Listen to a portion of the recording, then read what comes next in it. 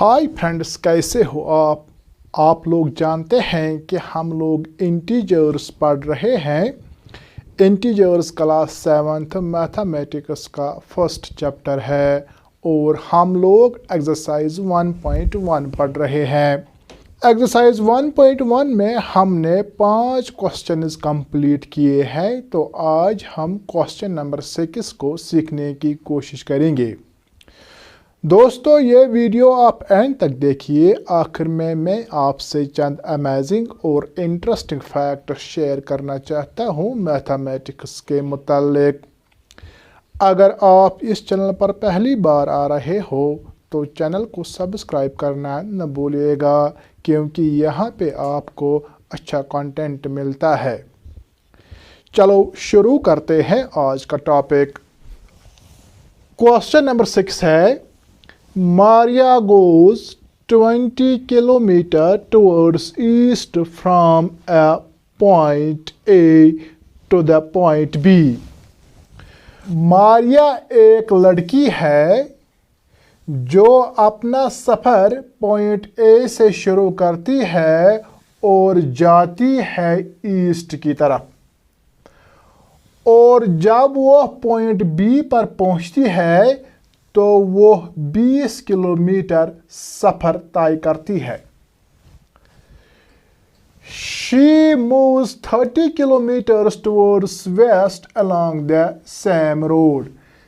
जब वो point B पर पहुंचती है तो फिर वो वापस आ जाती है वेस्ट की तरफ। ए से लेकर बी तक वो 20 किलोमीटर सफ़र तय करती है, और जब वो बी से वापस आती है तो वो 30 किलोमीटर सफ़र तय करती है। तो मान लेंगे वो पहुंच जाती है पॉइंट सी पर जब वो वापस आती है।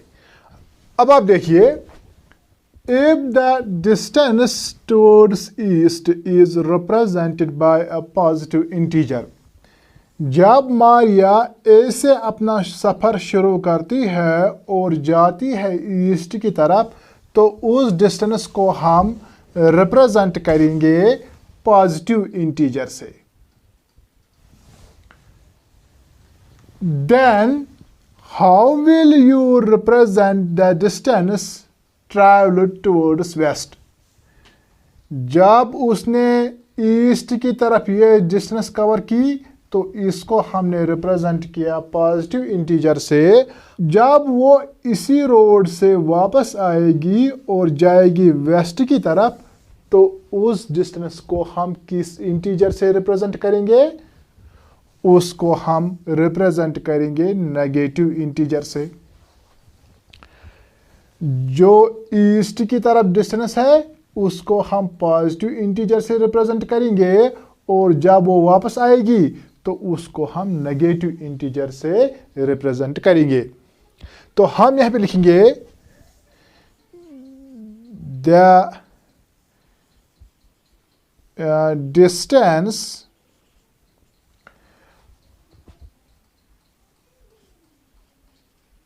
ट्रैवल्ड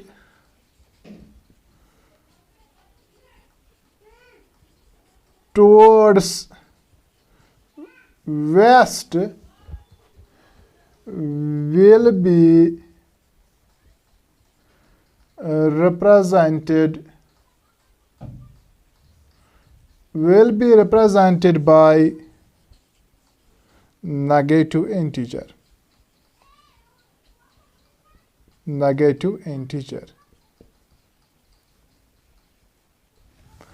हो गया एक चीज कंप्लीट यहां तक। अब दूसरा क्वेश्चन पूछ रहा है, by which integer will you represent her final position from A. देखो, यहां से यहां तक उसने 20 किलोमीटर कवर किए हैं। अब वो 30 किलोमीटर वापस आ रही है, तो मान लेंगे वो यहां पे पहुंच गई है पॉइंट सी पे। ये उसकी फाइनल पोजीशन है पॉइंट ए से, तो उसकी फाइनल पोजीशन हम किस इंटीजर से रिप्रेजेंट करेंगे? अब यहां देखिए, यहाँ से यहाँ तक उसने 20 किलोमीटर कवर किए। अब वो वापस आ रही है तो यहाँ तक होगा -20 किलोमीटर, क्योंकि अब वो वापस आ रही है वेस्ट की तरफ। अब यहाँ से होगा -1, -2, -3, -4, -5, -6, इसी तरह -7, और यहाँ पे होगा पॉइंट सी पे -10। वही होता है कि जब वो यहाँ से यहाँ तक गई तो उसने 20 किलोमीटर कवर की, लेकिन जब वो वापस आई तो उसने यहाँ तक 30 किलोमीटर कवर किए हैं। तो हम लिखेंगे her final position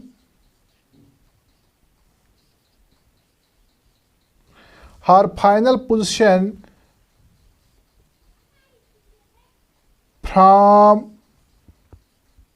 point A is represented by -10। आप यहाँ पे देखिए, जब वो ए से बी तक गई तो उसने +20 डिस्टेंस कवर की किलोमीटर। फिर जब वापस आ गई तो उसने -30 किलोमीटर डिस्टेंस कवर की। एक्चुअली ये जो डिस्टेंस है वो नेगेटिव नहीं होती है, ये माइनस हम सिर्फ डायरेक्शन दिखाने के लिए इस्तेमाल करते हैं, क्योंकि अब वो वापस आ रही है इसलिए हमने लिखा है -30। +20 -30 वो होता है -10, तो वही -10 हमने यहाँ पे लिखा। उसकी फाइनल पोजीशन होगी पॉइंट ए से -10 किलोमीटर। दोस्तों, इस तरह आज हमने एक्सरसाइज 1.1 का क्वेश्चन नंबर 6 कंप्लीट किया है। अब हम क्वेश्चन नंबर 7 को सीखने की कोशिश करेंगे। क्वेश्चन नंबर 7 है, in a magic square each row column and diagonal have the same sum. Magic square की एक खूबी है कि अगर हम रो लेंगे या कॉलम लेंगे या डायगोनल लेंगे तो हर तरफ से सेम ही सम हमें मिलता है।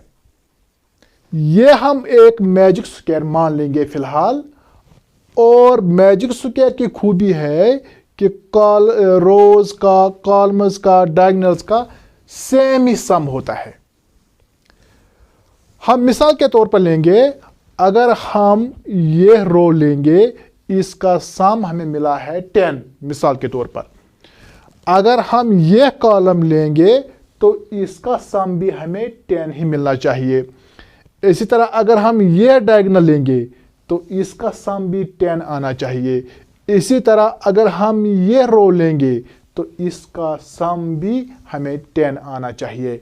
यानी हर एक कॉलम का, हर एक रो का और डायगोनल का सेम सम हमें मिलना चाहिए, फिर वो मैजिक स्क्वायर है।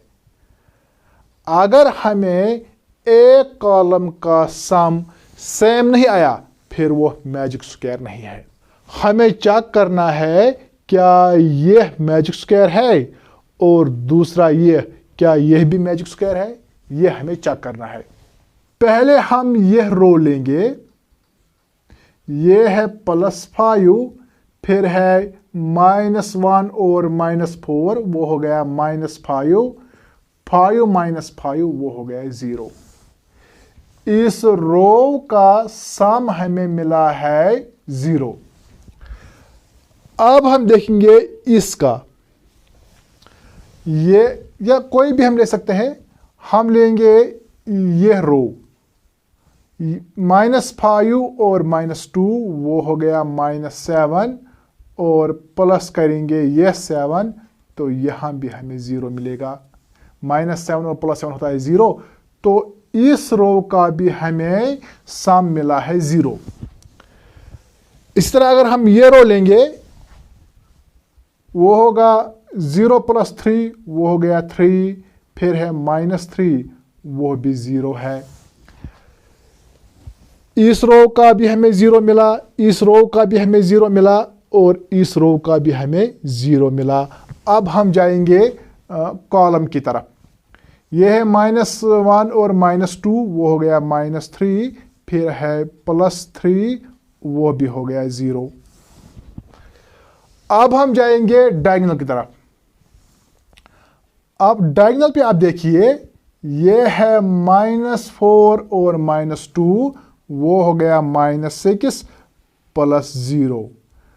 -6 + 0 वो होता है -6। अब यह देखिए, हमें यहां भी मिला है 0। इस रो का हमने सम किया तो 0 आया, इस रो का हमने सम किया तो 0 आया। इसी तरह इस कॉलम का हमने सम किया तो 0 आया। लेकिन जब हमने डायगोनल्स का सम किया तो वो हमें 0 नहीं मिला, वो मिला -6। तो इसलिए हम कह सकते हैं it is not a magic square.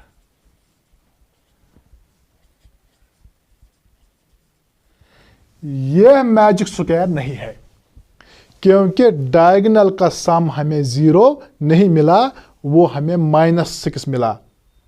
लेकिन आना चाहिए था 0, हमें मिला है -6। तो इसलिए यह मैजिक स्क्वायर नहीं है। अब हम जाएंगे इस फिगर पे। पहले हम ये रो लेंगे, ये है 1, फिर है -10, प्लस करेंगे 0, तो वो होगा 10 को सब्ट्रैक्ट करेंगे 1, तो वहां आएगा -9 + 0, तो वो हो गया -9। इस रो का सम हमें मिला है -9।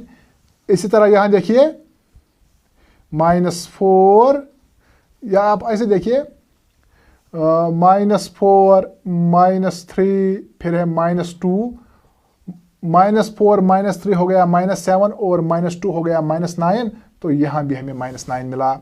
यहां पे है -6 और -7, वो हो गया -13, और प्लस करेंगे 4, तो वहां भी हमें -9 मिलेगा। यहां देखिए, जब माइनस भी होगा प्लस भी होगा, तो हमें माइनस करना है पहले।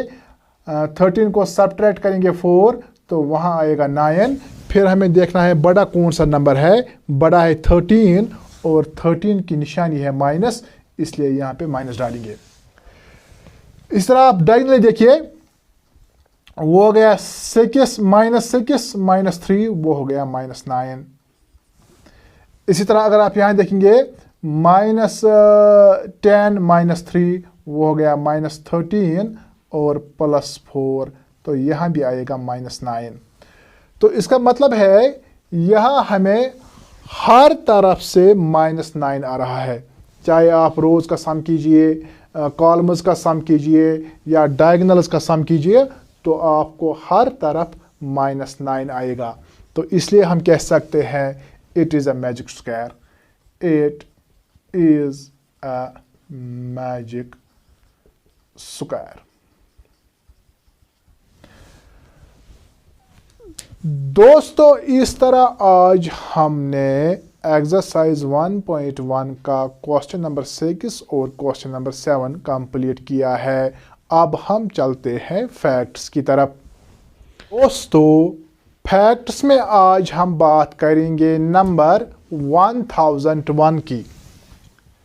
यह है नंबर 1001। दोस्तों, यह सबसे छोटा 4 डिजिट नंबर है जो एक पैलिंड्रोमिक नंबर है। पैलिंड्रोमिक नंबर हम उस नंबर को कहते हैं जो दोनों साइड पढ़ा जाता है। मान लेंगे अगर हम इस साइड पढ़ेंगे तो भी 1001 है, और अगर इस साइड पढ़ेंगे तो फिर भी 1001 है। ये सबसे छोटा 4 डिजिट पैलिंड्रोमिक नंबर है। ये जो 1001 है, ये सबसे छोटा 4 डिजिट नंबर है जो 3 कॉन्सेक्यूटिव ऑड प्राइम्स का प्रोडक्ट है। अब यहाँ देखिए, अगर हम ये 4 डिजिट नंबर लेंगे 1001, तो ये 7 इंटू 11 इंटू 13 ये इन ऑड प्राइम्स का प्रोडक्ट है। और यह 3 ऑड प्राइम्स जो है यह कंसेक्यूटिव है। 7 के बाद आता है 11, 11 के बाद आता है 13। ये तीनों पहले ऑड नंबर्स है और दूसरी प्रॉपर्टी ये है ये तीनों प्राइम नंबर्स भी है। इसलिए हम कहते हैं कि ये जो 1001 है ये सबसे छोटा 4 डिजिट नंबर है जो 3 कॉन्सेक्यूटिव ऑड प्राइम्स का प्रोडक्ट है। इसी तरह अगर हम 1001 को रोमन न्यूमरल्स में लिखेंगे तो इसको हम लिखेंगे MI। दोस्तों, इस नंबर की एक खास प्रॉपर्टी है, ज़रा वो आप देखिए। अगर हम 123 को मल्टीपल करेंगे 1001 तो हमें आंसर मिलेगा 123 इसी तरह अगर हम 675 को मल्टीपल करेंगे 1001 तो हमें मिलेगा 675। इसी तरह 567 को मल्टीपल करेंगे 1001 तो हमें मिलेगा 567। दोस्तों, ये थे कुछ फैक्ट्स नंबर 1001 के मुतालिक। अगर आपको आज का वीडियो पसंद आया तो फिर लाइक कीजिए, शेयर कीजिए और इस चैनल को सब्सक्राइब कीजिएगा ताकि जो भी आने वाले वीडियोस होंगे उनकी नोटिफिकेशन आपको सबसे पहले मिल सके। Thank you for watching.